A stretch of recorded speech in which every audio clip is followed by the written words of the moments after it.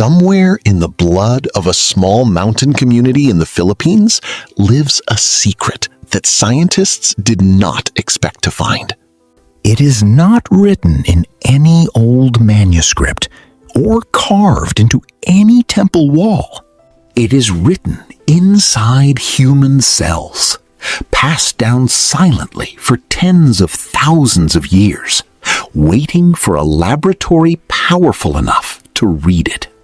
When researchers finally did, the results did not just add a new fact to the history books. They forced scientists to rewrite the story of who the first people in the Philippines actually were, where they came from, and who they were mixing with long before anyone thought humans had even reached these islands.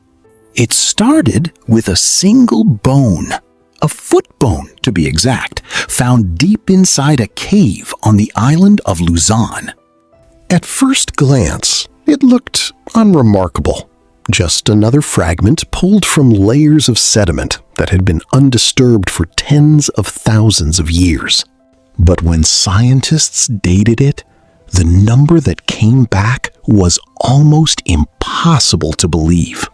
That bone was around 67,000 years old, making it far older than any human remains previously known in the Philippines. And suddenly, the timeline everyone had accepted was thrown into question. The cave was called Callao Cave, tucked into the limestone hills of northern Luzon, and it would go on to produce even stranger evidence.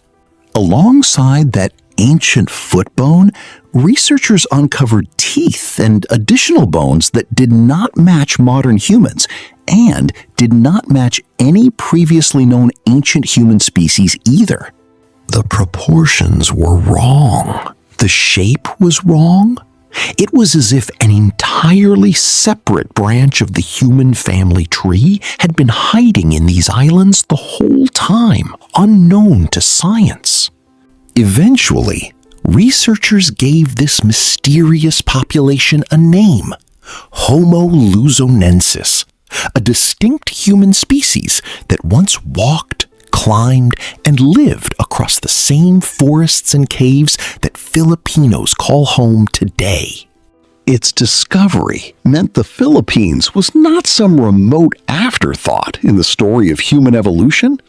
It was a genuine crossroad, a place where different branches of humanity may have crossed paths, competed, or even mixed long before anyone imagined people had built boats capable of reaching these islands at all. That single discovery cracked open a much bigger question. If an unknown human species had been living in the Philippines for tens of thousands of years, what happened when modern humans finally arrived? Did they replace the earlier populations entirely, or did something more complicated happen?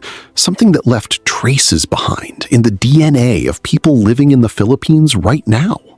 To answer that, scientists would need far more than old bones. They would need blood samples from living Filipinos.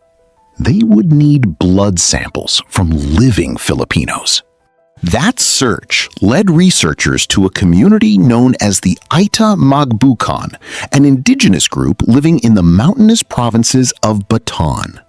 For generations, they had preserved their own traditions, language, and way of life, largely apart from the waves of newer settlers that had shaped much of the rest of the country. Geneticists suspected that isolation might have preserved something valuable, a genetic time capsule untouched by more recent mixing. And they were right in a way that stunned even the scientists running the study. When the DNA results came back, the Ayta Magbukon were found to carry the highest level of Denisovan ancestry ever recorded in any population on Earth. Denisovans were an extinct group of ancient humans, cousins of Neanderthals, known mostly from a handful of tiny bone fragments discovered in a cold Siberian cave more than 3,000 miles away. Finding their genetic fingerprint so strongly preserved in a small community in a tropical Philippine mountain range was not something anyone had predicted. The Ayta Magbukon carry roughly 5% Denisovan DNA, a proportion higher than that found in Aboriginal Australians or the Highland peoples of Papua New Guinea. Groups that had previously held the record for the strongest Denisovan genetic signature on the planet. This meant the ancestors of the Ayta Magbukon had interbred with Denisovans at some point in the deep past, and unlike most other populations, they had not diluted that ancient inheritance nearly as much through later mixing with other groups arriving from the Asian mainland. That detail turned out to be the real key to the mystery. Other Negrito populations across the Philippines also carry Denisovan ancestry, but in smaller amounts because their ancestors mixed more extensively with East Asian migrants who arrived in later waves. The Ayta Magbukon, isolated by geography and circumstance, kept more of that original genetic signature intact. In a very real sense, their DNA had been quietly preserving evidence of a human story that history books never recorded. Piecing together the full picture required looking at genetic data from over 100 different ethnic groups across the Philippine Islands, more than 1,000 individuals in total. Researchers were not just hunting for Denisovan traces anymore. They were trying to map out the entire layered history of human migration into the archipelago, a puzzle made up of several distinct waves of people arriving at very different points across tens of thousands of years, each leaving behind their own genetic mark. The oldest layer belonged to the early ancestors of today's Negrito groups, populations related to the first modern humans who ever set foot on these islands, likely making the journey by sea from Southeast Asia at a time when sea levels were dramatically lower. These earliest arrivals appear to have encountered and mixed with Denisovan populations already living in the region, an event that happened independently from the mixing that occurred among Denisovans in places like Papua New Guinea and Australia. Later, thousands of years afterward, additional waves of migration reached the islands, bringing populations connected to mainland East Asia, and eventually the seafaring cultures associated with the wider Austronesian expansion across the Pacific. These newer arrivals mixed extensively with the earlier populations already living across the islands, blending genetic lineages that had, until that point, developed largely on their own, separated by ocean and time. What emerges from all of this is a picture of the Philippines as far more than a single point on a map where one group of settlers happened to arrive first. It becomes a genuine meeting ground for multiple human lineages, some of them so ancient and so poorly understood that scientists are still working out exactly who they were. Every wave of arrival left its own quiet signature, layered on top of the ones before it, like sediment building up inside a cave. For the millions of Filipinos alive today, this research means something deeply personal.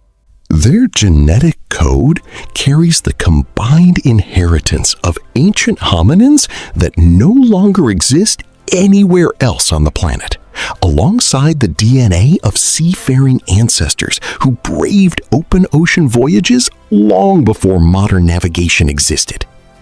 It means the story of the first Filipinos is not one simple narrative, but many overlapping ones, stretching back far earlier than anyone had assumed possible.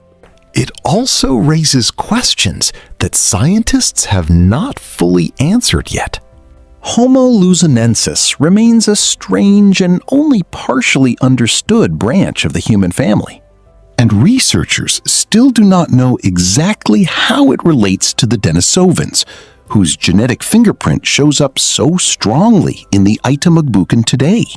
Some believe these archaic groups may be connected in ways not yet proven. Others believe the full picture is still waiting to be uncovered in caves not yet excavated.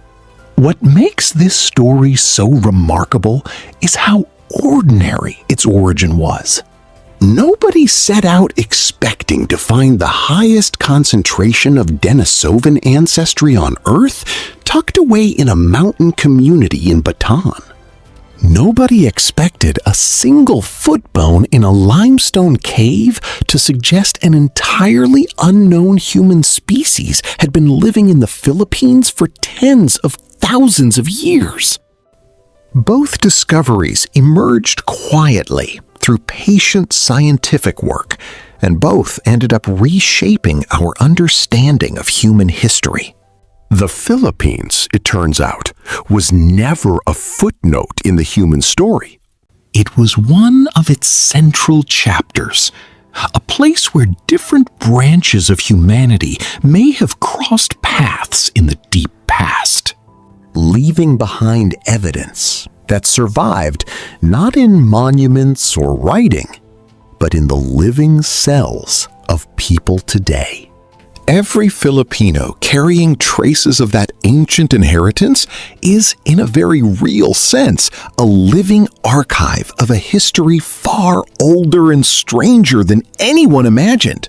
As more genomes get sequenced and more caves get carefully excavated, this story is far from finished. Each new discovery has a chance of adding another layer to an already remarkable timeline, or even overturning parts of it entirely. What is already clear is this: the question of who the first Filipinos really were turned out to have an answer far more complex, far more ancient, and far more extraordinary than anyone could have guessed. And somewhere out there, in another unexcavated cave, or another isolated community whose DNA has never been studied, there may be another secret, just as old, just as strange, waiting quietly for someone to finally go looking.